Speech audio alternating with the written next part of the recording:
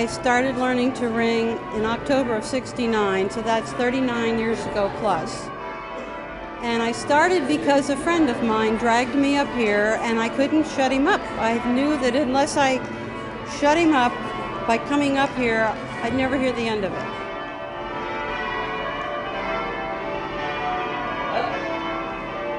The Washington Ringing Society was formed in the mid-1980s, and we are an entirely volunteer group. We ring the bells at the National Cathedral on Tuesday evenings for practice, and we ring after the main service on Sundays. We ring the old post office bells on Thursdays. We practice there on Thursday evenings, and we ring the bells there also for federal holidays and civic occasions. We have librarians, we have one ringer who is a maritime historian, lots of very interesting people who do interesting things.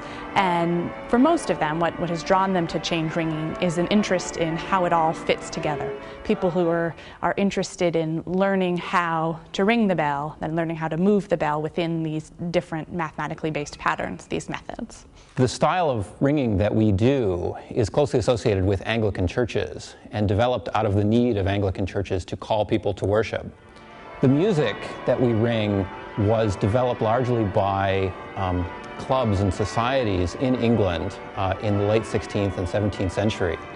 And those clubs practiced what they did quite independently from the church themselves. They would use the bells in the church, but would not necessarily take part in the worship or ring in association with the worship services.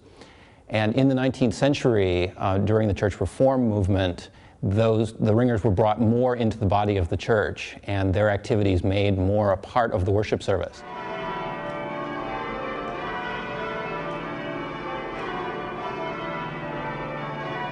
When we pull the bell, and it swings in a complete circle around, and we catch the rope and it stops, pointing upward again.